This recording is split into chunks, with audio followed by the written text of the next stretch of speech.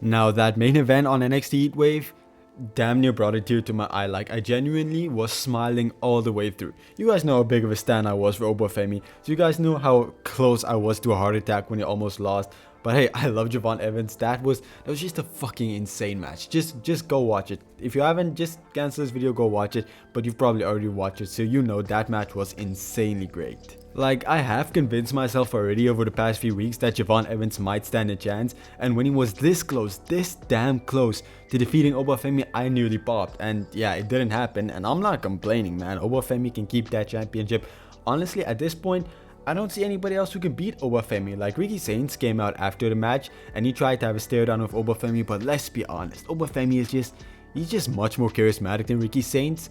Like, genuinely, I don't think Ricky Saints is on his level, and I know some people are not gonna like that comment, but it's true. Oba Femi is just much better. So if I had a say in the booking, I would say let Oba Femi become the longest reigning NXT champion of all time. I genuinely think he deserves that.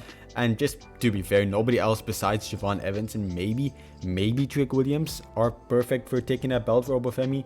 It should not be Ricky Saints. Although I'm excited for the match because damn, just Oba Femi match, it's so good. Like I said, man, I was smiling, I was sitting, I was jumping up and down. Fuck, it was so good. But while the NXT Men's World Champion had a good night, the NXT Women's Champion did not. TNA finally got their lick back. Ash by Elegance pinned Masha Slamovich to become the new Knockouts Champion. No longer do we have JC2 belts. If I'm being honest with you, this was quite a shock to me. I didn't think they'd have the Knockouts Championship be taken back on an NXT pay-per-view, so I was half convinced JC Jane was gonna retain, and I guess that kind of worked in their favor because, like, yeah, I was fully expecting JC Jane to win. I am happy for Ash by Elegance. If you've watched TNA, at least just since I've started covering it, you'd already know how much she's improved since getting to TNA, how much she's improved since leaving WWE. So she absolutely deserves this. It just sucks because the crowd did not care about her at all. I don't think there was a single response in that arena for her when she won that championship. And once again, people just love JC Jane, which I'm really happy for her about. She really has, not, I wouldn't say improved, she's always been great, but she really gotten the fans behind her ever since winning the NXT Women's Championship, because before that she was just another member in Fatal Influence. So for that, I'm really happy for her about. I would talk more about the Knockouts Championship and what I expect to happen with it, but I'm gonna save that for TNA because this is a review of an NXT pay-per-view, but overall a really great match. But JC Jane now has to start worrying about her next opponent and defending her NXT Women's Championship, because to start off the show, we had a triple threat match. Jada Parker, Kalani Jordan, damn, just damn, and Lola Vice. You know, damn all around. Like, yeah, this match. Okay, I need to stop myself. This was a really solid match to open the show. I absolutely loved it. Everybody showed out, and Lola Vice ended up rolling up Jada Parker, and she's the next challenger for JC Jane, and it's gonna happen at No Mercy next month. So yeah, I'm absolutely counting the days for JC Jane. I don't think she's gonna hold that championship much longer. I think it's time for Lola Vice, especially with how hard they've been pushing her recently.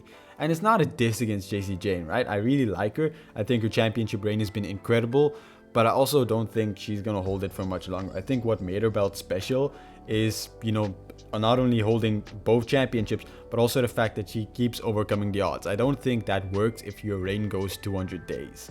So it makes a lot of sense. Plus, again, Lola Vice is on fire right now. And again, the result of the match was a fairly pleasant surprise because for most people, myself included, Lola Vice never really gets these opportunities anymore. So having a big pay-per-view victory over Jada Parker and Kalani Jordan, damn, I messed up there. It's good for her. And we do have a little short backstage skit where JC Jane is very upset and she blames Jasmine Nix for the loss tonight, but that's when Lola Vice comes up and she says she should stop worrying about Jasmine Nix, she should start worrying about Lola Vice. JC Jane is trying to get in her face, which is when Zaruka comes up. They kind of back Lola Vice up. This match is announced for NXT this week, just throwing that out there, but a cool little conversation. And since we're on the topic of Sol Ruka, Ava later announces that the Speed Championships are coming to NXT, which I'm very happy about. You guys know I really like WWE Speed.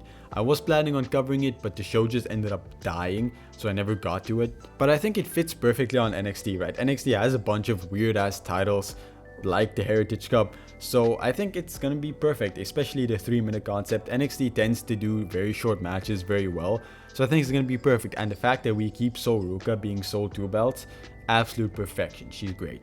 And just to throw it out there too, Lexis King and Miles Bourne are gonna have a blindfold match on NXT, so that's gonna be interesting. I'm very excited for that. But let's get to the next match, the next women's match, which was Jordynne Grace versus Mariah May. The match for me was kind of the weakest match of the night.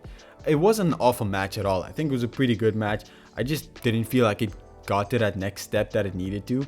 But I feel like, again, not a bad match, but just every other match this night had something to it, and this match just didn't. Now, I'm happy Blake Monroe won. I mean, Blake Monroe is an absolute star. She's gonna shine.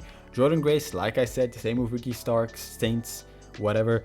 He's just, the two of them, they're not there yet. There's something around their character that still needs to be established. Mariah May, Blake Monroe, she has it. She's solid. I think if you send her to the main roster now, she's gonna be fine.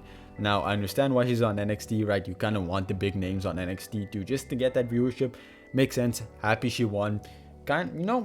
Yeah, maybe she should be next in line once whoever takes the belt from JC Jane does so. But I fully expect this feud to continue since Blake Monroe won, not through cheating, but she did hit Jordynne Grace's head on the open turnbuckle, so kind of feel like that this is going to continue. And then the tag team match is what shocked me the most. The mixed tag match, Tavion Heights and Tyra May Steele versus Chelsea Green and Ethan Page. Damn, Chelsea Green is over. Like, she's genuinely so over. Fans just wanted more of her. I feel so bad for Tavion Heights and Tyra May Steele. They really set these two up for death in this whole feud, actually. Because not only was it a very promo heavy feud, you put Tavion Heights and Tyra May Steele, two very raw prospects, against Ethan Page and Chelsea Green, and then you expected them to be the baby faces in this feud. Yeah, you were doomed, right? Chelsea Green and Ethan Page won the match, which I think that was, the only route you could really go. I don't think people would have cared whatsoever if Tavion Heights and Tyra May Steele won. Now, they did pretty good. They did fine. I do like them. I feel like they have something. They're going to turn out really well, especially Tyra May Steele. I think there's a lot there, similar to Jordynne Grace. She is still very raw. But yeah, Chelsea Green and Ethan Page won this match. Not a lot of consequences to this match, but I did like it. And I hope we continue Tavion Heights and Ethan Page somehow. I don't know really how. I don't know if Tavion Heights can keep up. But I do think it's something we should at least see more of. And then the final match of the night, well, not on the card, but that we're going to talk about, is the NXT Tag Team Championships between Hank and Tank and Darkseid. And this match surprised me. I know Darkseid is very boring quite often. And then Hank and Tank are cool, but they're quite, they're just there sometimes. This match really surprised me. It was a fantastic match, and Darkseid really won me over. I've recently been watching LFG, and Cutler James is, well, I've been rewatching season 1, and Cutler James he's not exciting, but, now that I know a bit more about him, I kind of feel more attachment to him. So I feel like we need something like that of Darkseid. Now, the two members who won the NXT, okay, Hank and Tank lost after an amazing babyface comeback, almost.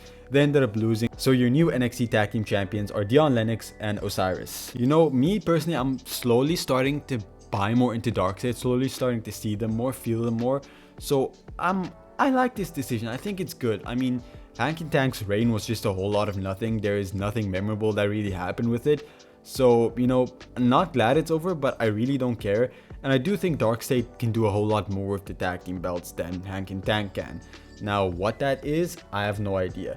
So that was NXT Heatwave for me, and honestly, a perfect 10 out of 10 show. Again, even the worst match tonight for me wasn't even bad. It just didn't live up to all the others. A perfect fucking show. Generally, go check this out. Go check out Oba Femi and Javon Evans. You're not gonna regret it. And then yeah, also check out Chelsea Green and Ethan Page winning their match, because that was pretty cool too. Perfect 10 out of 10, man. I don't know what else to say.